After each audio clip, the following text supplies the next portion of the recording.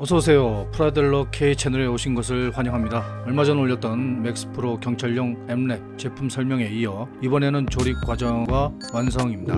바로 조립 과정으로 넘어가죠. 조립에는 수지, 무수지 접착제와 커터 그리고 몇 개의 핀셋을 사용했는데요. 핀셋은 작은 부품을 잡을 때 쉽게 미끄러져 부품이 튀어나갈 수 있으므로 조심해서 사용을 해야 합니다. 설명서의 순서대로 먼저 하부 프레임을 조립해 나갔습니다. 가장 긴 프레임을 시작으로 소화기와 서스펜션 부품들을 장착하면 쉽게 첫 번째 과정이 끝이 납니다. 차량 모형의 조립 과정에서 상당한 부분이 하부 프레임의 조립 과정에서 시간이 많이 소모가 되는데요. 이 모형은 제가 다뤘던 모형들보다 부품 분할 수도 적고 난이도도 상당히 쉬워서 조립을 마치는데 별로 시간이 그렇게 많이 안 걸렸습니다. 이 부분은 옵션 부분인데 장착은 선택적입니다. 그런데 장착을 안 할 이유가 없죠. 지난 영상에도 말씀드렸지만 이 차량은 일반 경찰 차량들과 좀 많이 다릅니다. 왜냐하면 이 차량은 지뢰와 사제 폭발물에 대한 방어가 가능한 특수 차량인 군용으로 제작된 트럭입니다. 따라서 장갑 자체도 웬만한 총탄에 저항할 수 있는 두께를 가졌으며 비롯이 더 두꺼운 장갑 장치를 장착할 수도 있는 그런 차량입니다. 이라크 전과 아프가니스탄 전쟁 이후 이런 M랩의 역할이 이제 더 이상 필요 없음으로 인해 군용 차량의 물량이 과잉이 되어 버렸는데요. 아마 이 경찰용 M랩이 그런 고민의 결과인 것 같습니다.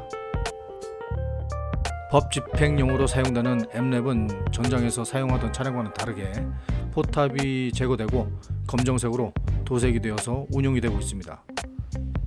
그런데 이러한 군용 장비에 대한 법기관 운영에 대한 논란이 있다고 합니다. 경찰 용도로 침수 지역이나 테러 위협 지역에서 구조와 보안을 챙길 수 있는 차량이지만 이 차량의 무게는 18톤이 넘고 연비도 최악이라고 합니다. 덩치도 엄청나서 그냥 보는 것만으로도 어마어마한 위압감을 느끼게 만드는데 일반 시민들이 어떠한 상황에서 이런 무지막지한 차량을 대한다면 결코 긍정적인 반응이 나오지 않는 것은 어찌 보면 당연할 수 있다고 생각이 됩니다. 이런 스토리를 가지고 있는 주인공을 지금 제가 조립해 나가고 있는데 취미생활은 이 이야기를 담을 뿐 그 이하도 그 이상도 아니기에 행복한 이 취미를 즐기고 있을 뿐입니다. 차량의 내부가 조립되어 가는데요. 내부 부품도 그렇게 많지 않아 조립에 어려움은 없습니다. 저는 뒤편에 4개의 의자를 장착했지만 의자는 6개까지 장착할 수 있는 부품이 준비되어 있습니다. 경찰용 차량으로 추가 부품이 장착되는데요. 내부 재현이 꽤 잘 되어 있습니다. 의자를 잡고 있는 구조물도 표현이 되어 있는데요. 이런 모든 것들이 뒤편 문을 열어야 보일 것인데 저는 뒷문을 닫아두는 것으로 결정을 했습니다. 뒷문을 열어놓기 위해선 문을 개폐하는 피스톤이 열린 상태로 고정 장착이 되게 되는데 저는 이 차량의 뒤편 마크들이 마음에 들기 때문에 문을 닫은 상태로 고정을 할 겁니다. 결국 내부는 이 화면에서만 확인할 수가 있겠네요.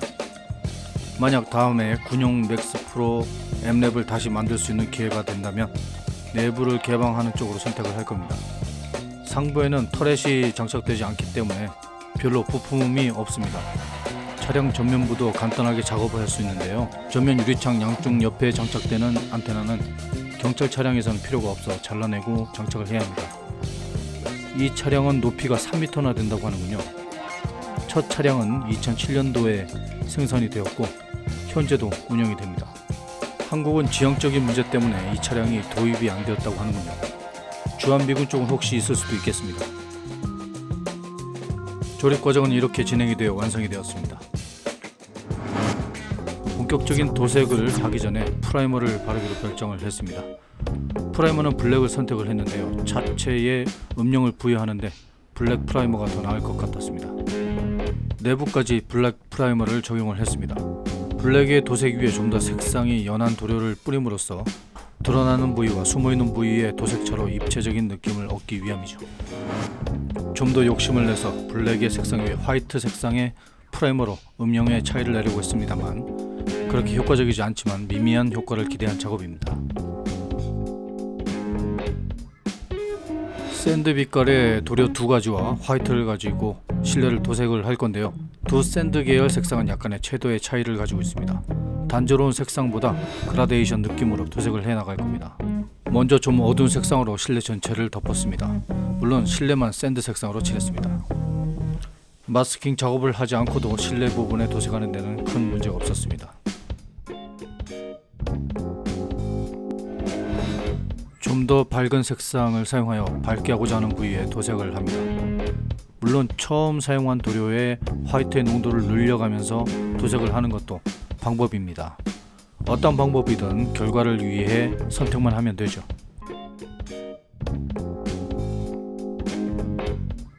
두 번째 도료에 화이트를 추가하여 좀 더 하이라이트합니다. 이렇게 보면 이전에 프라이머로 하이라이트한 부분이 크게 도색의 효과를 못 미친 것이 되네요. 하지만 투명하게 도색하는 경우는 분명히 그 영향을 받게 할 수 있습니다. 지금 여기서는 도료에 밝기차를 두고 도색하는 이 방법으로 색감의 다양한 느낌을 가지고 올 수 있게 되었습니다.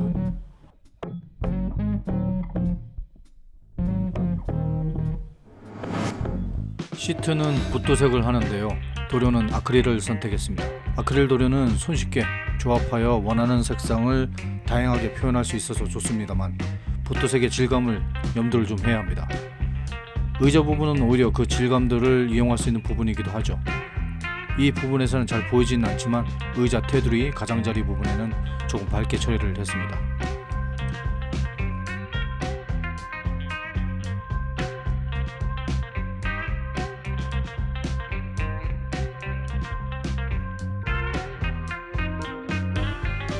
운전석의 전면 계기판은 미세하지 않아 넓게 손쉽게 붓도색이 가능했습니다.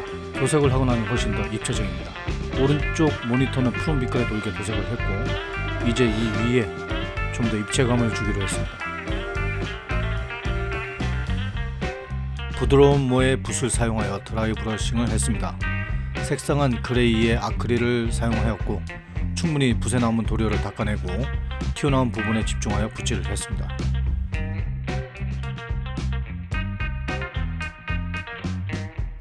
실제 차량의 시트의 윗부분이 차량의 상부와 로프로 매달려 있고 목이 위치하는 부분은 메쉬로 되어 있는 것을 볼 수가 있습니다.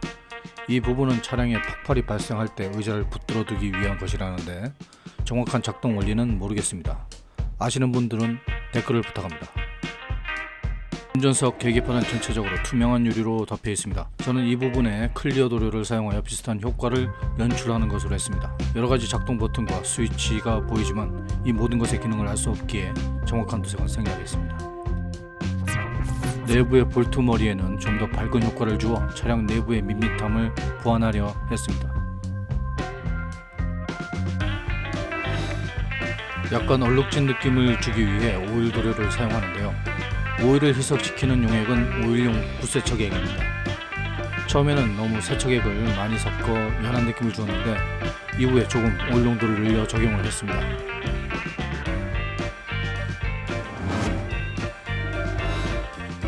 이제 경계면과 틈에 분명한 그림자를 주기 위해 에나멜 계열의 판넬라인 도료를 사용했습니다. 순간순간 에나멜 효과를 낼 때 자주 사용하는데요. 이미 희석이 되어 있어 약간의 희석액을 더 추가하면 쉽게 사용할 수가 있어서죠. 조금 덜 지저분한 느낌을 줍니다. 먼저 오일로 웨더링을 한 부분에 영향을 줄 수 있는데 가능한 한 조화가 되도록 작업을 했습니다. 완전히 보호하려면 락카 코팅을 해야 하지만 이 부분을 살짝 무시하고 진행을 했습니다. 어느 정도 결과가 만족스러운 것 같습니다. 외부 도색에는 블랙이 아닌 블랙 그레이 같은 독일 그레이를 사용했습니다. 조금 밝은 느낌은 있지만 블랙 색상과 비교하지 않는 한 그렇게 심한 색상 차를 발생시키지 않을 것 같습니다. 차량 내부로 도색이 스며들지 않도록 단단히 마스킹을 하고 자체 프레임과 외부에 도색을 해줬습니다. 이번에도 단조로움보다는 명암의 차를 고려해야 하기 때문에 화이트를 조금씩 섞어가며 튀어나온 부분과 경계면에 그라데이션으로 도색을 해줬습니다. 한번 조색으로 만족하지 않고 조금씩 밝게 하여 추가적으로 도색면을 좁혀가며 도색을 했습니다.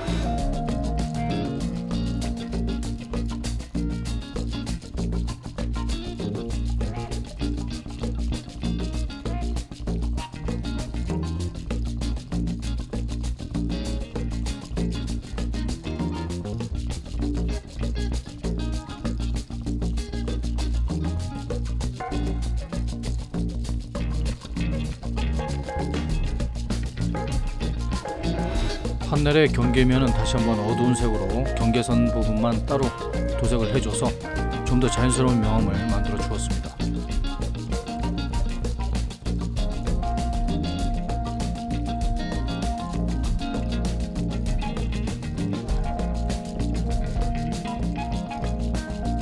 일부분은 조금 과해 보여서 다시 원래 색을 10개 더 씌워서 튀지 않게 처리를 해줬습니다. 타이어는 한쪽이 막혀 있는데 저는 원래 이렇게 조립하는 줄 알았습니다.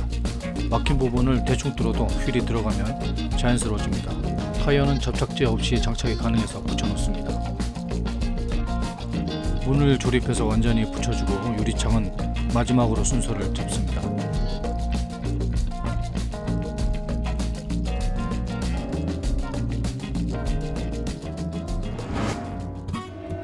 이제 도색이 끝이 나서 유광으로 전체적으로 덮어줍니다. 이렇게 덮으면 데칼 작업면이 완성이 되죠. 데칼은 세 가지 모양의 구성물이기 때문에 작업량은 얼마 없습니다. 데칼이 아주 얇지는 않아서 다루는 데는 큰 어려움이 없습니다. 가장자리의 투명도도 문제가 없어서 부착 후에 이질감이 없습니다. 아주 괜찮은 결과를 보여줍니다. 이 데칼을 붙이는 데는 마크 세트를 사용했습니다.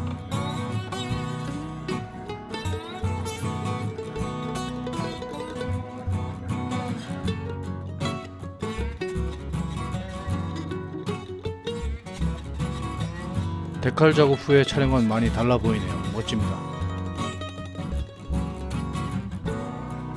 데칼을 다시 유광으로 덮어서 보호를 하고 일체감을 줍니다.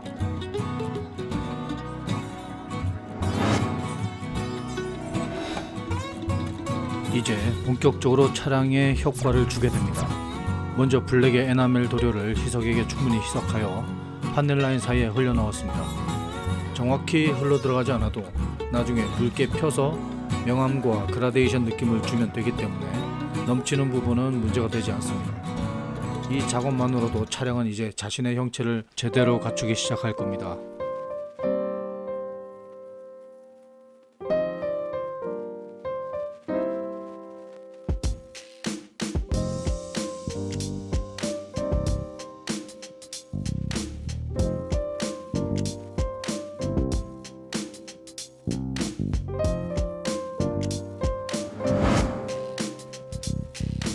넘쳐서 흘러나온 에나멜 도료 자국을 거의 마른 붓을 사용하여 닦아내기도 하고 눌러 펴서 자연스럽게 만들고 있습니다. 표면이 블랙 계열의 어두움으로 인해 이런 효과가 더 자연스럽게 올라오고 있습니다.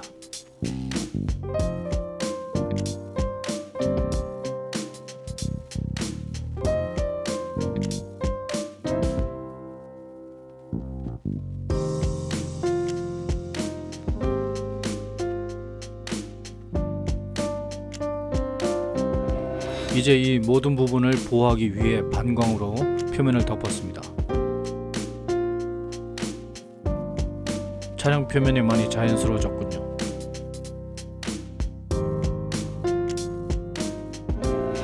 내부에도 반광으로 코팅을 해줬습니다.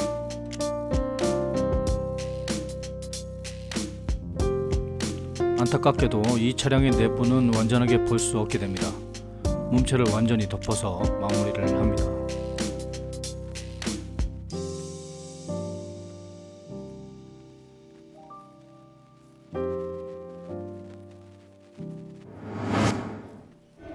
타이어는 이 두 가지 색을 조합해서 고무 느낌을 가질 수 있도록 도색을 했습니다.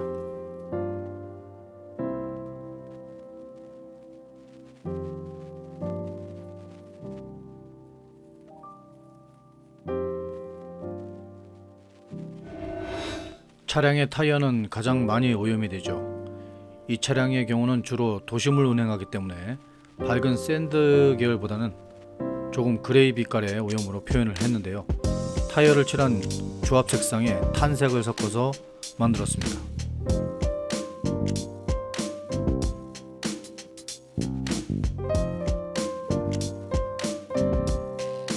타이어가 고무 재질이라 휠은 이렇게 붙어 있어도 쉽게 장탈착할 수가 있습니다. 고무 타이어의 장점이죠.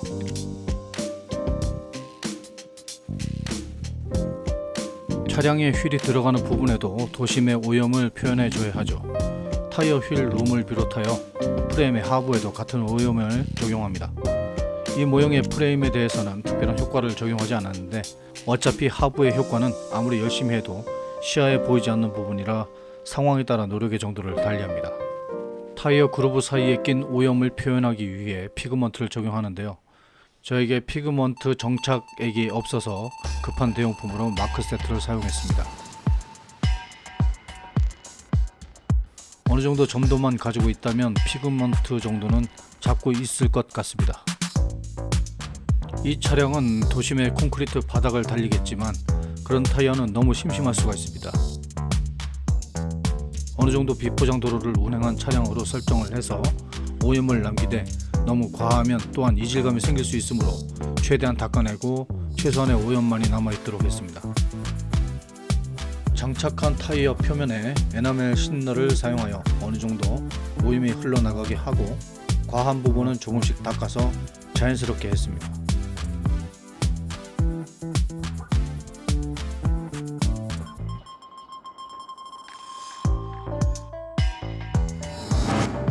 이제 몇몇 부분에 흙먼지를 만들어주고 미러와 라이터를 비롯한 세세한 부분에 마무리 붓도색을 해서 마지막 단계를 준비합니다.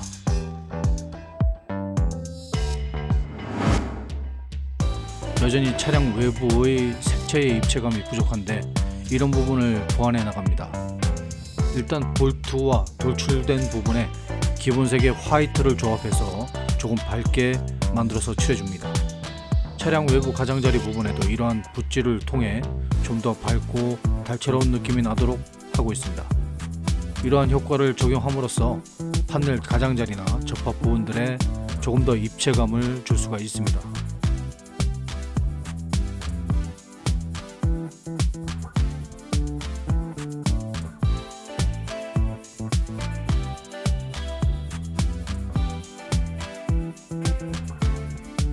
이런 효과와 동시에 아주 미세하게 차량 하부 모서리에는 흙먼지가 묽게 흐른 느낌을 주도록 표현을 했습니다.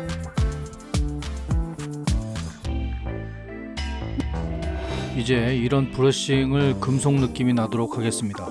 모든 부분보다는 부분적으로 금속 느낌을 가질 수 있도록 붓질을 해주면 튀지 않게 효과를 적용할 수가 있습니다.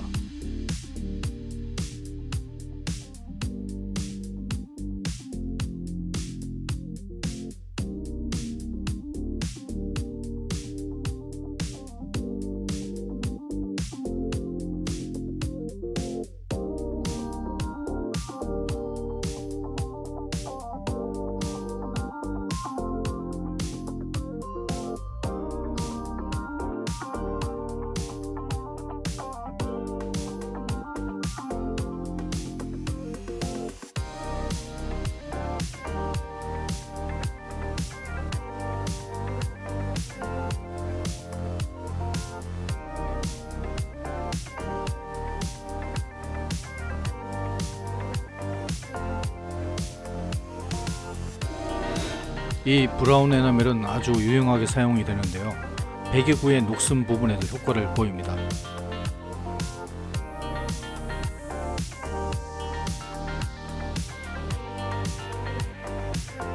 차체의 경계 부분에는 녹의 효과보다는 흙먼지 자국에 의한 색감을 나타내야 하기 때문에 아주 조금의 브라운 느낌만 남기고 거의 모든 부분을 펼치면서 닦아줘도 표현을 해야죠.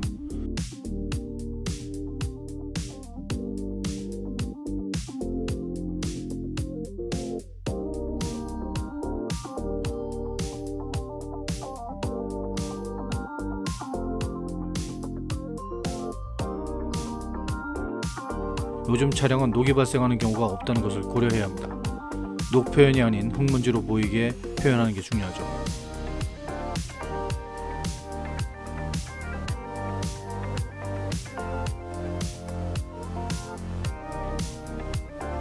마지막 단계로 차량 하부 쪽에 흙먼지를 표현하고 있습니다.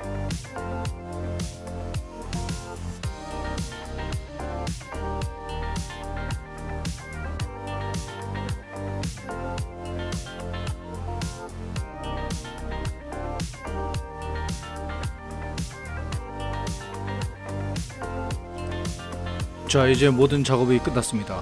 오랜만에 차량 작업을 해보았는데요. 확실히 에어로보다는 많은 부분에 효과를 적용하기 쉽습니다. 작업 과정에서 투명창의 투명도를 좀 망친 느낌이 드는데요. 눈치 빠른 분들은 아실 겁니다.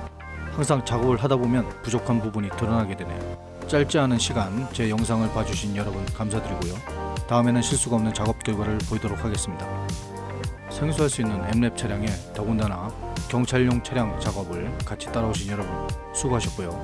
다음에 다시 찾아오도록 하겠습니다. 여러분 그때까지 건강하고 행복하세요.